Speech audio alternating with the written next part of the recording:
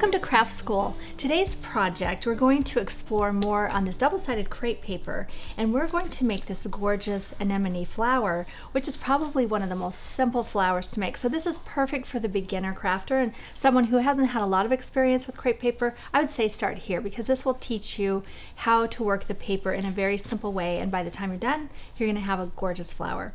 Also, this flower is the one that's featured on all of our packaging for our double-sided crepe paper, and we make them in all different colors. So today we'll do the pinks, but you can make them in white, you can make them in the dark plums, any color. It's just absolutely beautiful.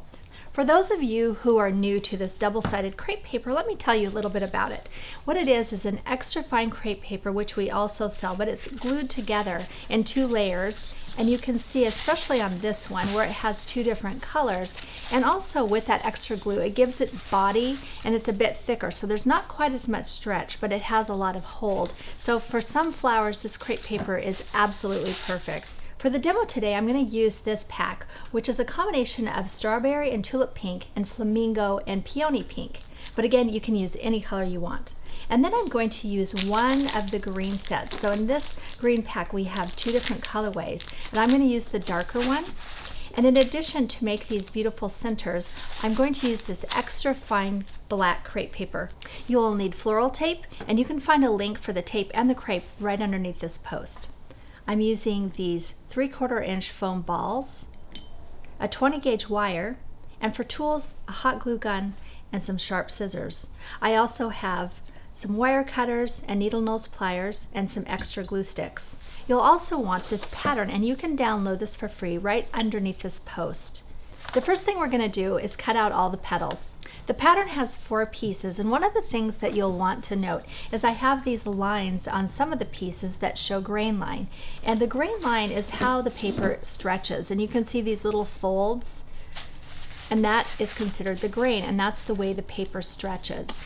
So you want to take note of that when you're cutting these out. We'll start with the petal. And usually I'll just cut around. I don't carefully try to cut the petal yet. I'll lay my pattern onto the paper so the grain line is going the right direction, and then just cut the width all the way down the crepe paper. Then I'll cross cut it to get the length. And it looks like I can get about 3 petals out of 1 strip. 3 layers is what I like to cut with this extra fine crepe paper in the double-sided because it is a little thicker, so that's about as far as I want to go. And if you have some nice scissors, it's going to cut really smoothly. And this is how we cut out our pattern. You do it all in one. I'm big into efficiency, especially when you're making 100 flowers. The next 2 pieces that you'll want to cut out are actually made from the black crepe paper. And the circle is just a guide, and you really don't need to worry about, which way the direction is. So I don't have any crepe lines showing, any grain lines. And again, just use it as a guide, and you can stack these up. If you're making a lot of flowers, you can stack these up, probably 4 to 6 layers and cut that many at a time, and that will save you some time in the long run. You don't even have to cut it exactly in a circle because none of that will show. Now the next piece is a little bit more important. It has these lines on it. You can see it says grain, and that will actually be where you fringe it as well. So very important that you cut it correctly. Since I want to see my line, I'm going to go ahead and cut it off a bit more.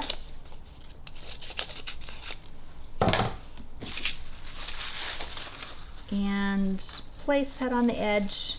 You can see my grain is going the direction of the lines. And again, this is a guide. If it's not exactly the same size, you can see I'm a little bit longer here. That's okay because it will look the same in the end. So our last piece is the leaf, and this piece is a little different because we have a line here that's straight and it says fold. So I'm going to cut it right along that line to start. Then take my crepe paper, fold it in half. I'll go ahead and cut out the whole strip. It will make it easier. And I'm cutting this out at least the width of this piece. I'm going to lay it right on the fold and then cut it out. Now this looks like a complicated piece to cut, so I'll show you a trick. I'll start at the bottom and just work my way all the way around the outside. There we go. Then I'll flip it back around and cut into these little leaf pieces, which makes that so much easier.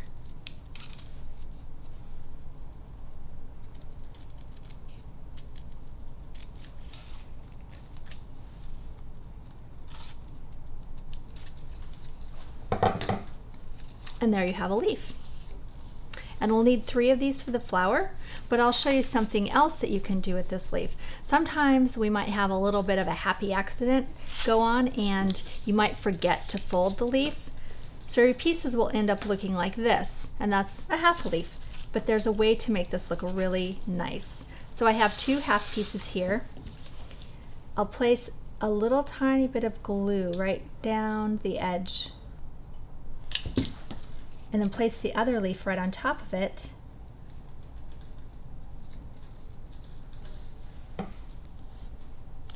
Let that cool. And then once you give it a bit of a stretch for giving it some shape, it adds a nice spine to the leaf. You can also take your scissors and curl them a little bit. I like to curl different directions. So no leaf is wasted. Even if you forget to fold it, you can still use it.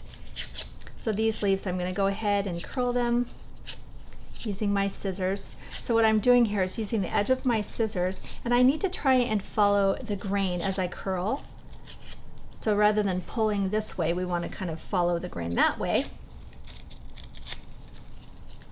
And doing this just gives a little bit of this natural looking leaf texture that we want. So here's all the parts and pieces, and we're going to start with the center of the flower. I'll use this ball. Now, if you don't have any foam balls, another trick that you can do is just take some of your scrap paper and roll it up in a ball, and that will also work because we'll be covering it with crepe paper and it won't show. You just basically want the shape of the ball.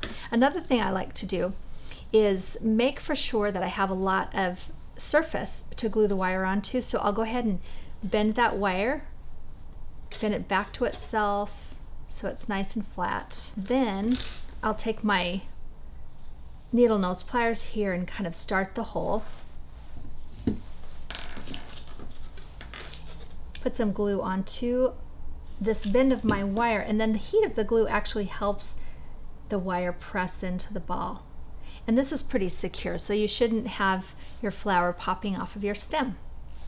Then we'll take our black piece and give it some stretch so that you have somewhat of a cup shape. We'll wrap that over the ball, and you'll have a longer side and a shorter side. This longer side will be the stretching side, and then the shorter side will be along the grain. I'm going to glue those down first because they don't go all the way to the center. Then simply stretch these around and then give it a nice little twist right underneath the ball of the flower. You can open that back up a little bit and add some glue onto the flap and then close it again, and that will keep it really secure. The next piece that we're going to work with is this strip. This will be the little eyelashes around the center ball that we just made. Now, one of the tips that I like to show somebody is you can use pinking shears. If you have a pair of these, if you don't, you can find them at your craft store, and just trim the edge. And what this will do is give you an angle so that you don't have that blunt square paper look. It makes it much softer.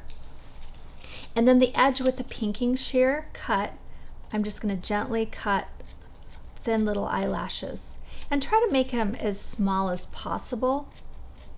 I think it looks more realistic if they're not thick and large, because they're actually quite fine on the anemone.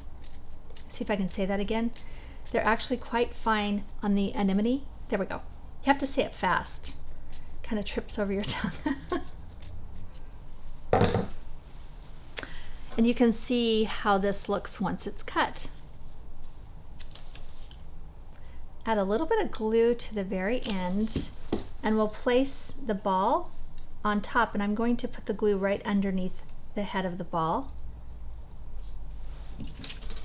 If you're fast, you can go ahead and place glue all the way down, but let's just do it in parts to start. So about a third, and then I'll wrap the stamen around the center.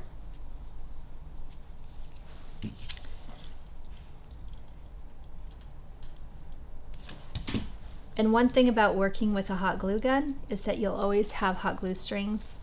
So just take a minute to pull them off once you're done. And then the last piece. And just roll that right around. I'm going to pinch it so I know it's secure. Then to add some natural look, I'll take this and I'll crunch it in my hand. Just use my fingers to rumple it up. And this looks very natural. Now we'll start on our petals, and you'll notice that we have the darker side and the lighter side. Now you can rotate these if you want to. It looks really beautiful that way. Or you can do all the same side. And I think today I'm going to use the dark side as the outer. So I'll take my petal and I'm going to pretend like it's a piece of clay and just very, very gently stretch it and mold it into this beautiful cup shape. I'll do that to all 6 petals. Now I'm stretching about a quarter size, maybe a little bit bigger, but a quarter size we'll say, in the center. And I also want to give a little bit of stretch down to the bottom. So we're really stretching the teardrop shape. Now I am stretching the wrong side, I just noticed. No problem. I'll flip it over, pop it back through, and I'm good to go. To glue the petals onto the center of the flower, I'll start with 3 at a time. Put some glue on the tip and place it right behind the center. And then the other 2, I'm going to form somewhat of a triangle shape. So that way I have the whole flower covered in a rotation. And there's the 3rd. Then the last 3 petals I'll place right in between. And we'll do that just the same way. Add the glue and then place it behind in between. And if you're using a low temperature hot glue gun, you can usually touch it fairly easily. You still want to be careful, but shouldn't give you burn marks. That's why I like low temperature.